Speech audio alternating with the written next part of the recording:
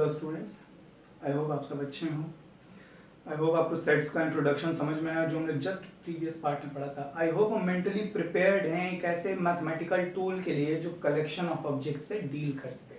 मतलब हम कुछ ऐवे ही नहीं पढ़ रहे हैं कि हाँ पहला टॉपिक है सेट इसलिए हम पढ़ रहे हैं सेट्स, ठीक है। इसकी नीड क्या है ये समझ में आनी जरूरी है। खैर जो भी दो एग्जाम्पल मैंने प्रीवियस पार्ट में बनाए थे वो सेल्फ डेवलप्ड थे, सिर्फ ये समझाने के लिए आपको कि सेट्स की जरूरत क्यों है हमें, why do we need sets, okay. George Cantor ने जब सेट थ्योरी डेवलप की थी तो उनका तो रीजन कंप्लीटली डिफरेंट था। वो ट्रिग्नोमेट्रिक इक्वेशंस पर काम कर रहे थे, ठीक है, ट्रिग्नोमेट्रिक आइडेंटिटीज पर, और वहां पर उन्हें सेट्स की जरूरत लगी थी, इसीलिए उन्होंने सेट थ्योरी डेवलप की। खैर, so this is the content, this is the tool, mathematical tool sets. और इसकी डेफिनेशन क्या है, हम किसे सेट कह रहे हैं, ठीक है। तो इसको समझने के लिए आप देखिए, अगर मैं स्टैटिस्टिक्स पढ़ी है आप लोगों ने 10th में 9th में पहले से पढ़ते आए हैं। अगर मैं आपके आगे कुछ नंबर्स लिख दूं 1 2 3 और आपसे पूछूं ये क्या है, तो बहुत तरीके हैं आंसर देने के। कोई कह सकता है sir the first 3 natural numbers, इस तरीके से भी कह सकता है इसको। इसको कोई ऐसे भी कह सकता है कि है ना, the roots of cubic polynomial x minus 1, x minus 2, x minus 3 is equal to 0, है ना। इस इक्वेशन के रूट्स कौन होंगे, x is equal to 1 पे 0 हो जाएगा, x is equal to 2 पे 0 हो जाएगा। ये क्यूबिक पॉलिनोमियल के तीनों रूट्स, आपकी मर्जी, आप किसी भी तरीके से डिफाइन कर सकते हैं। व्हाट आर 1 2 एंड 3, है ना। These are first 3 natural numbers. These are the roots of this polynomial. और भी तरीके हैं बताने के, ठीक है। अगर आपसे मैं पूछूं कि E O A U I ये सब क्या है, आप कहेंगे sir collection of English alphabets. नहीं, collection of some English alphabets. नहीं, क्या कहेंगे इसको, collection of vowels in English alphabet, E A E I O U, सही है, 5 ही होते हैं। कहने का मतलब ये है, अच्छा कोई अगर यहाँ पर कहता कि sir collection of natural numbers, तो गलत हो जाता। कोई कहता collection of some natural numbers, तो भी गलत हो जाता। कोई कहता कलेक्शन ऑफ 3 नेचुरल नंबर्स, तब भी गलत होता। 3 नेचुरल नंबर्स में तो कोई भी आ सकता, 4 5 6 भी लिख सकता था, 10 11 12 1, है ना। इस तरीके से आप डिफाइन करें कलेक्शन ऑफ ऑब्जेक्ट्स को, ठीक है, whether it is numerical, whether it is alphabetical, whether it is symbolic, जो भी हमारे पास कलेक्शन है ऑब्जेक्ट्स का, जो भी हमारा डेटा है एक तरह से, उसको आपको वेल डिफाइंड रखना है ना। वो अगर वेल डिफाइंड नहीं होगा तो जब दूसरा उसे डिकोड करेगा तो वो सही डेटा तक नहीं पहुंचेगा। अगर आपने किसी को बोला कि मेरे फोन का पासवर्ड 3 नेचुरल नंबर्स है, तो वो डिकोड नहीं कर पाएगा आपकी इंफॉर्मेशन को, क्योंकि 3 नेचुरल नंबर्स कौन, ये तो आपने बताया नहीं, वेल डिफाइंड कलेक्शन नहीं है आपका। लेकिन अगर आप ये बोलते हैं द फर्स्ट 3 नेचुरल नंबर्स, ठीक है, is the password for my cell phone, तो वो समझ जाएगा कि 1 2 3 की बात कर रहा है ना। या आप अगर कहते हैं कि the roots of the cubic polynomial this is the password for my phone, है ना। बहुत सारे तरीके हैं, है ना। तो कहने का मतलब ये है कि कलेक्शन ऑफ ऑब्जेक्ट्स,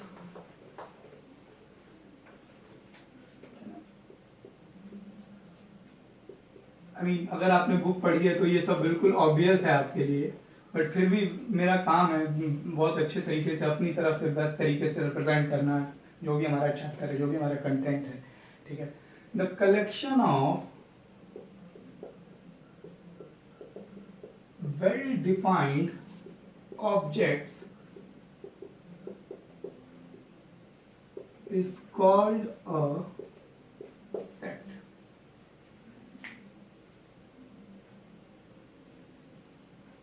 अच्छा, कई जगह ना जल्दी जल्दी में ऐसे बोल देते हैं well defined collection of objects, ये गलत हो जाएगा। कलेक्शन वेल डिफाइंड नहीं होना चाहिए, जो ऑब्जेक्ट है वो वेल डिफाइंड होनी चाहिए, ठीक है। The collection of well defined objects, objects well defined होने चाहिए।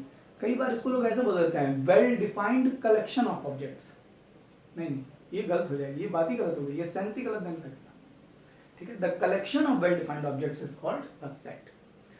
सेट एक तरह का बैग है, एक अर्न है ना, एक बॉक्स है जिसमें कुछ ऐसे एलिमेंट्स रखे हुए हैं, कुछ ऐसी चीजें रखी हुई हैं जिनकी एक प्रॉपर एकदम वेल डिफाइंड डेफिनेशन है आपके पास, कि आप किसी को भी अगर वो डेफिनेशन बता दें तो वो एग्जैक्टली बता सकता है कि उस बॉक्स के अंदर, उस बैग के अंदर क्या चीजें रखी हुई हैं।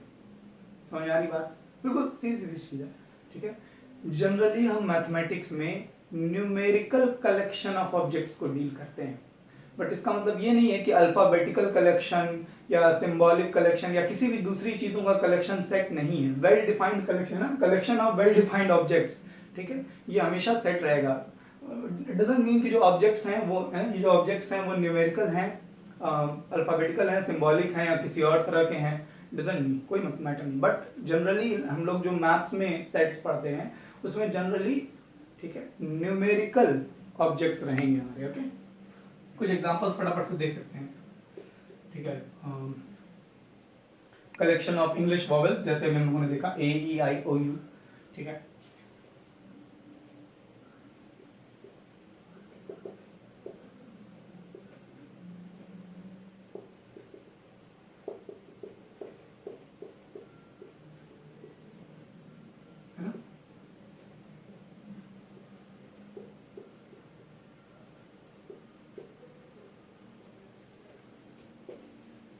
अब कुछ चीजें फटाफट से एक और एग्जांपल देख लीजिए।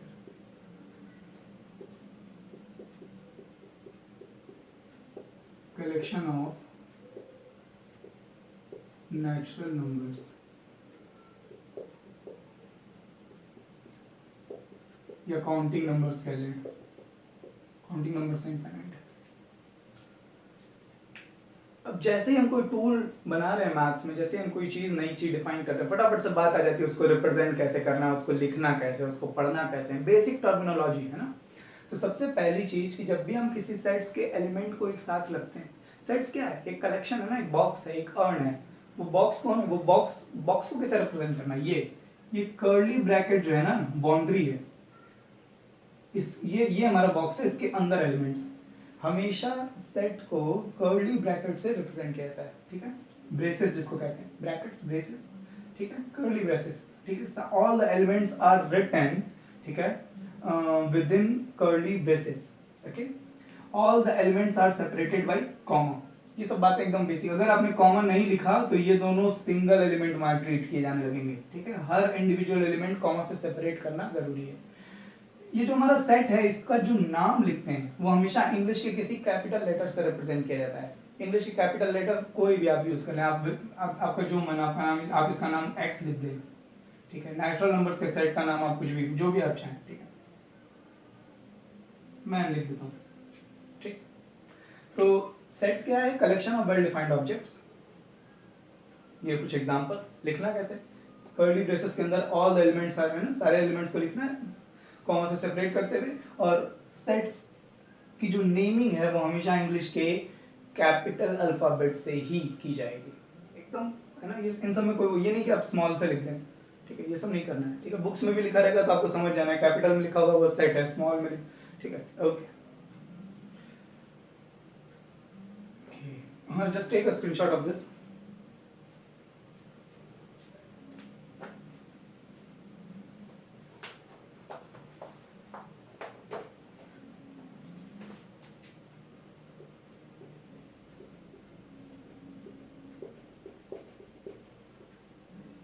स्पेशल सेट्स,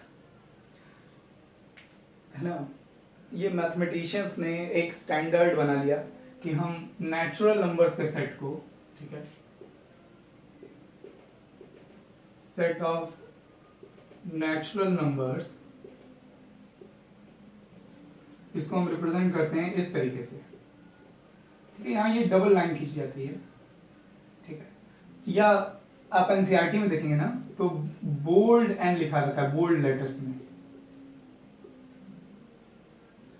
ठीक है। बोल्ड लेटर्स में अगर एन लिखा हुआ है तो यानी कि वो नेचुरल नंबर्स के सेट को रिप्रेजेंट कर रहा है, या इस तरीके से अगर लिखा हुआ है डबल लाइन ड्रॉ करके इस तरीके से, तो भी वो नेचुरल नंबर्स का सेट है। ये आपको सिंबल पहचानना है, कहीं पर भी अगर ये लिखा हुआ है तो आप ऑटोमेटिकली उससे समझेंगे कि वो नेचुरल नंबर्स का सेट है। और एकदम इसी तरीके से सेट ऑफ ठीक है रेशनल नंबर्स, होल नंबर्स लिख लो यार, होल नंबर्स के सेट्स को W से रिप्रेजेंट किया जाता है।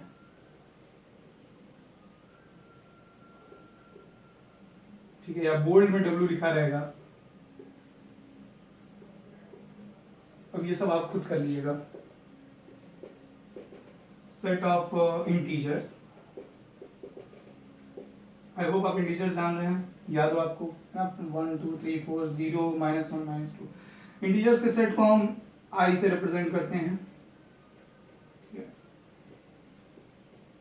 या बोल्ड में I लिखा रहेगा, बोल्ड लेटर्स में। अच्छा एक और बात है यार, है ना,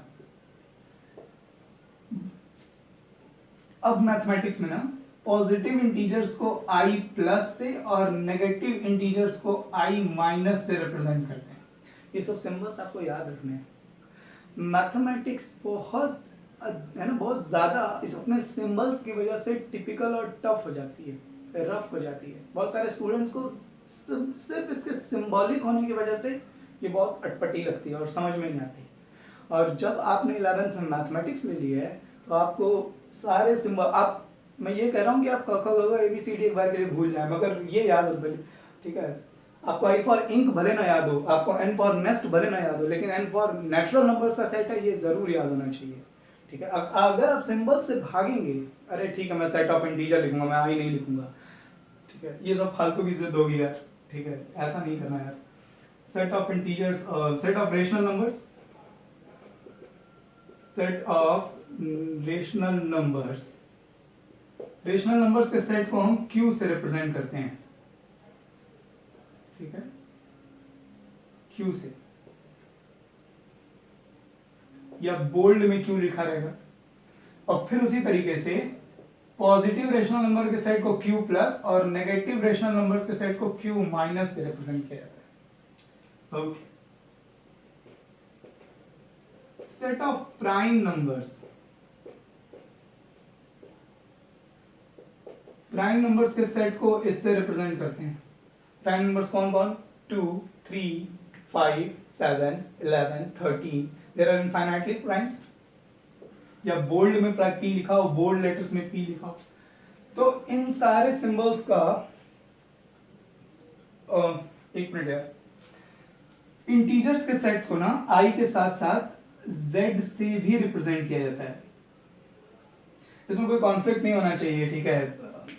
बहुत सारे राइटर्स कैपिटल I यूज करते हैं, बहुत सारे राइटर्स कैपिटल Z यूज करते हैं। मैं आपको एक बात बता दूं, जितने भी फॉरेन राइटर्स हैं, इंडियन राइटर्स भी, ऐसा नहीं है, ये I वाला सिंबल इंडियन राइटर्स ने इंट्रोड्यूस किया है। Z सिंबल फॉरेन राइटर्स जितने भी इनिशियली शुरू से सेट ऑफ इंटीजर्स को Z से रिप्रेजेंट किया जाता है, बट बहुत सारी जगहों पर I भी यूज होता है। ओके, सो इसमें कोई वो नहीं होना चाहिए कि sir I Z। Okay, set of natural number N W I Z Q P। Just take a screenshot of this, ये सब आपकी नोटबुक में होना चाहिए सारी चीजें। I hope it is done.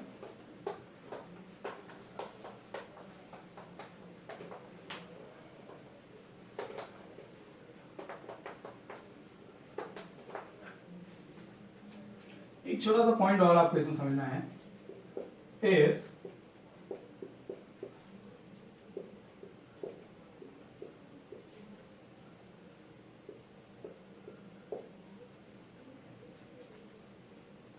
To 3 ABC,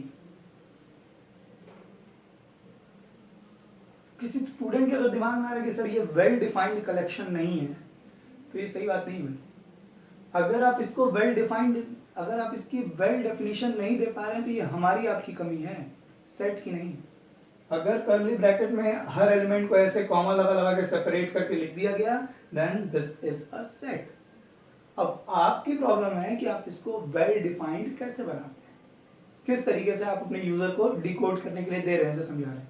this is a set, इसे capital letter से रिप्रेजेंट करते हैं, कर्ली ब्रैकेट के अंदर इसके सारे एलिमेंट्स लिखे हुए हैं।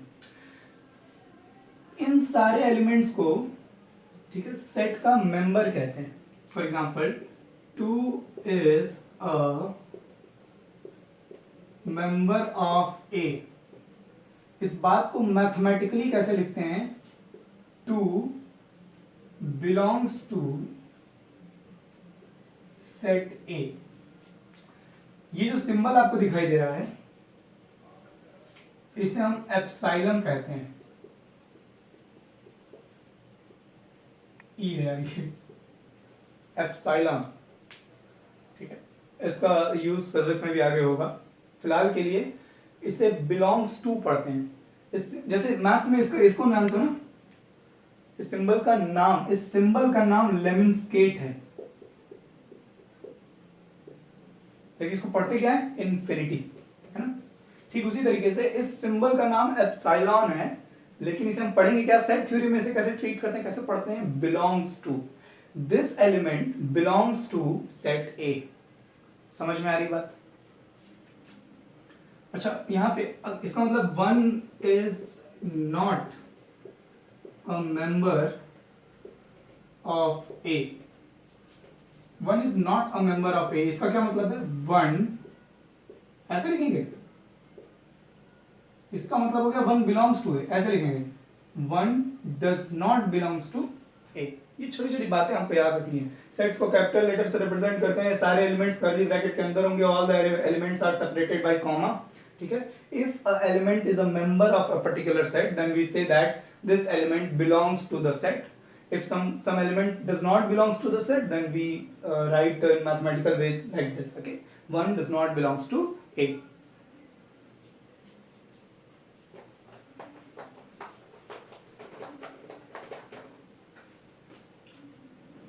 Now we'll talk about notation या description of set.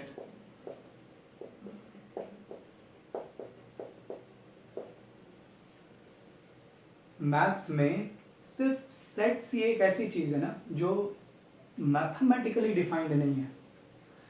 Mathematically defined नहीं का मतलब, अगर आप वेल डिफाइंड वर्ड का मतलब खुद से ना समझें तो अनडिफाइंड एक तरह से, a collection of well defined objects, ये मैथमेटिकली डिफिनीशन नहीं है, ये समझाने के लिए दी गई है।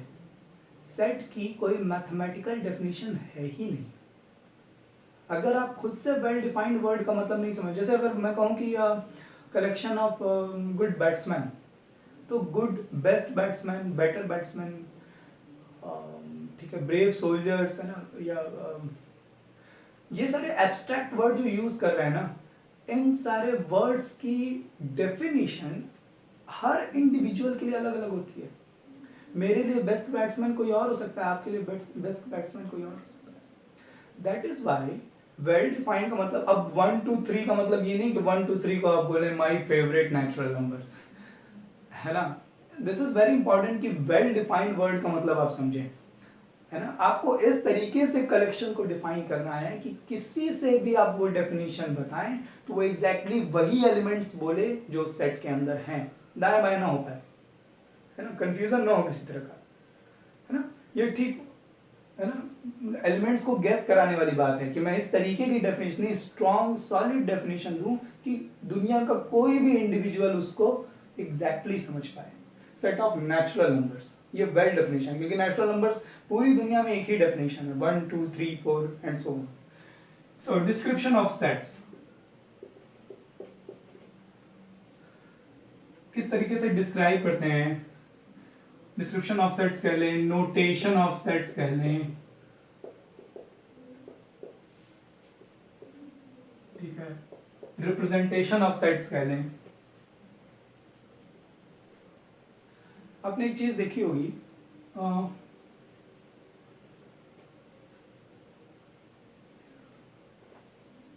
जैसे ये मान लो कि अगर इस तरीके से लिखा हुआ है 1 2 3 4 set of all natural numbers, तो हमने ऐसे कॉमा लगा लगा करके डॉट डॉट डॉट करके लिख दिया, ये कौन है सर, ये set of all natural numbers. जरा एक बार के लिए सोचो सेट ऑफ रियल नंबर्स के बारे में। रियल नंबर्स कौन, 10th की डेफिनेशन याद कीजिए, कलेक्शन ऑफ सेट्स हम लोगों ने पहले से पढ़ रखा है, बस सेट वर्ड का यूज नहीं किया है। हम लोगों ने 10th में पढ़ा ना, collection of rational numbers and irrational numbers. Rational numbers के सारे एलिमेंट्स को लेकर के रेशनल नंबर वाला बैग और इरेशनल नंबर वाला बैग एक ही बॉक्स में डाल दो, तो बॉक्स कौन सा बन गया? रियल नंबर्स का बन गया। That's all. So real numbers के अगर सेट की बात करें तो मुझे बताइए पहला नेचुरल नंबर, यहाँ पे पहली एंट्री कौन होगी? 1। आप मुझे बताइए पहला रियल नंबर क्या लिखूं? कहां से शुरू हो रहा है रियल नंबर? 0। 0 पॉइंट, कौन सा पहला रियल नंबर क्या लिखे? शुरुआत कहां से हो रही है रियल नंबर्स की? बड़ा मुश्किल है फर्स्ट रियल नंबर लिखना। चलो अगर मैं 0 लिख भी दूं, 0 के आगे नेक्स्ट रियल नंबर कहीं से तो शुरू करना है, चलो 0 से शुरू करें। 0 के ठीक आगे का रेशनल रियल नंबर क्या लिखूं? 0.01 लिख दूं, 0.00001 लिख दूं, 0.0000001 लिख दूं, क्या लिखूं? This is not possible. आप रियल नंबर्स के सेट को अगर मैं ऐसे लिखूं, all real numbers, actually rational लिख लो यहाँ पे, थोड़ा अलग अलग एग्जांपल्स हो जाएंगे। All rational numbers between 1 and 2, 1 and 2, बताओ 1 और 2 के बीच के सारे रेशनल नंबर, 1 और 2 नहीं, 1 और 2 के बीच के सारे रेशनल नंबर। पहला रेशनल नंबर क्या लिखूं? 1 के ठीक आगे का रेशनल नंबर क्या है? 1.1, 1.01, 1.001। हम लिख ही नहीं सकते, नहीं बता सकते। अच्छा वेल डेफिनेशन है, आप ये नहीं कह सकते कि सर ये सेट ही नहीं होगा ना, वेल डेफिनेशन है भाई, ठीक है। All the rational numbers between 1 and 2, 1 और 2 के बीच के सारे रेशनल नंबर, इधर उधर थोड़ी जाना है, 1 और 2 के बीच के सारे रेशनल नंबर लिखो। तुम लिख नहीं पा रहे हो, आप ये हमारी आपकी दिक्कत हो गई ना, ये सेट्स की तो प्रॉब्लम है नहीं। सेट्स की डेफिनेशन देखें तो ये वेल डिफाइंड कलेक्शन है, sorry collection of well defined objects है। यहां पर भी रियल नंबर्स के सेट्स को कैपिटल आर से रिप्रेजेंट करते हैं, मैं वहां लिखना भूल गया था, आप लिख लीजिएगा, ठीक है, बोल्ड लेटर में लिख लें या ऐसे लिख लें। तो ये रियल नंबर्स का सेट है, इसे भी हम इंडिविजुअल तरीके से नहीं लिख सकते। चलो अगर 0 लिख भी दें तो अगला एलिमेंट लिखना बड़ा मुश्किल है। और अगर आपने कहा कि सर ठीक है सबको छोड़ दीजिए, 0 1 2 3 इसको लिख लीजिए, तब तो होल नंबर्स का सेट हो जाएगा। सर इसमें कोई डेसिमल भी इंट्रोड्यूस कर दीजिए, 1 1.5 √2 भी लिख लीजिए सर, फ्रैक्शन भी लिख लीजिए, हो गया रियल नंबर्स। नहीं हुआ, आपने 1 0 लिखा, 1 लिखा, 1.5 लिख रहे हो, यानी कि 0 और 1 के बीच के एलिमेंट छोड़ दिया आपने। ऐसे नहीं लिख सकते हैं, सेट्स का वेल डिफाइंड होना बहुत जरूरी है। तो रियल नंबर्स के सेट्स को कैसे लिखें, है ना, रेशनल नंबर्स के सेट्स को कैसे लिखें, ये दिक्कत आने लगी।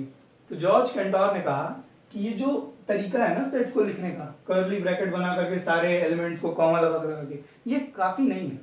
तो इसीलिए उन्होंने दो तरीके डेवलप किए।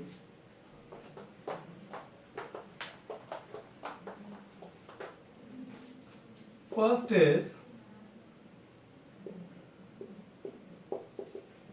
Roster method and second is set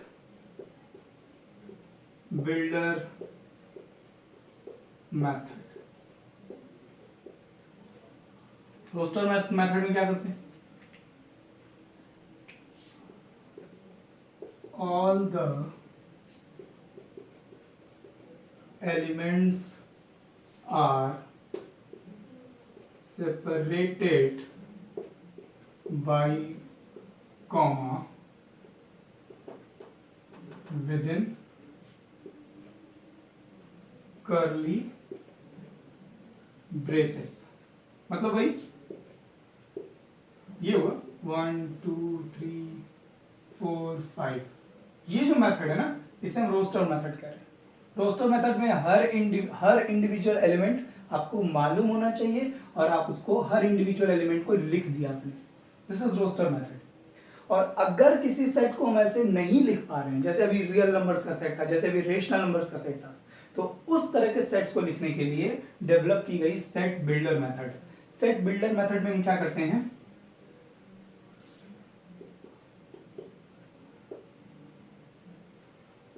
in this representation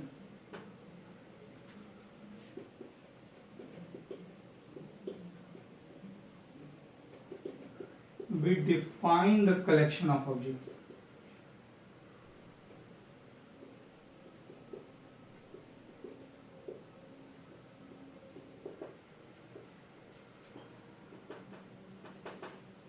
in this representation we define the collection of objects like, इस तरीके से डिफाइन किया कर्ली ब्रैकेट बना ली भाई, ये सेट है ए, किनके सेट से, इसमें x में कौन है, इस सेट में कौन सा एलिमेंट है, x है, x कौन है, x इज सच दैट, इसको क्या पढ़ते हैं, सच दैट। कई बार बुक्स में इस सिंबल का भी यूज किया जाता है, ठीक है, x set A is a collection of objects x and what are x, ठीक है, what are x, x is such that, इसे क्या पढ़ते हैं, such that, या ऐसे लिखा जाता है, मैं ऐसे लिखूंगा x is such that x is a real number between 1 and 2. X, this is a collection of objects, this is a set, ठीक है, this is collection of x. What is x? X is such that x is a real number between 1 and 2. हम क्या कर रहे हैं, जो हम जिस सेट को हम इंडिविजुअल, जिस सेट के हम इंडिविजुअल एलिमेंट्स को ऐसे कॉमा लगा लगा के सेपरेट नहीं कर पा रहे हैं, रोस्टर फॉर्म में नहीं लिख पा रहे हैं, उस सेट की हम एक डेफिनेशन बना रहे हैं, उस सेट के एलिमेंट्स की जो कैरेक्टरिस्टिक प्रॉपर्टी है उसी को डिफाइन कर रहे हैं सेट के अंदर, कर्ली ब्रैकेट के अंदर, ठीक है। उसकी वजह ये है, इसीलिए इसका नाम सेट बिल्डर है, क्योंकि हम एलिमेंट्स की जो कैरेक्टरिस्टिक प्रॉपर्टीज है उसी के बेसिस पर सेट को बिल्ड कर रहे हैं, बना रहे हैं। इस डेफिनेशन से कोई भी समझ जाएगा कि ये बात कर रहा है 1 और 2 के बीच के सारे रियल नंबर्स की। उन नंबर्स को वो लिख नहीं पा रहा इंडिविजुअली, इसीलिए इसने सेट बिल्डर मेथड की हेल्प ली है। बस सिंपल सी बात है, सारे सेट्स को रोस्टर मेथड से लिखना पॉसिबल नहीं था, इसीलिए एक और मेथड डेवलप की गई, एक और रिप्रेजेंटेशन का तरीका बनाया गया जिसे हम सेट बिल्डर मेथड कहते हैं। इसमें सेट को हम बिल्ड करते हैं उसके सारे एलिमेंट्स की कैरेक्टरिस्टिक प्रॉपर्टी के साथ, और कैरेक्टरिस्टिक प्रॉपर्टी पहचानना बहुत जरूरी है, ठीक है। ये हम लोग जब एग्जांपल्स करेंगे ना, एनसीईआरटी में जब आप सॉल्व कीजिए, बुक है आपके पास, पीडीएफ है आपके पास, आप एग्जांपल्स सॉल्व कीजिए, आपको बिल्कुल यही सब बहुत सिंपल सी चीजें हैं। बस मैं एक ब्रीफ डिस्कशन में कर ले रहा हूँ कि किसी को कोई इफ एंड बट ना रहे, ठीक। तो आई होप आपको रोस्टर मेथड और सेट बिल्डर मेथड समझ में आई होगी, इसे नोट कर लीजिएगा। और जो फर्स्ट एक्सरसाइज है एनसीईआरटी की वो आप कर सकते हैं 1.1, क्लास 11th में 1.1 एनसीईआरटी फर्स्ट एक्सरसाइज आप सॉल्व कर सकते हैं। आगे के जो कंटेंट है हमारा टाइप्स ऑफ सेट्स है, सेट्स में कुछ और डेफिनेशन है, उसको हम लोग अगले पार्ट में डील करेंगे। तब तक खूब पढ़ाई कीजिए, बाय बाय।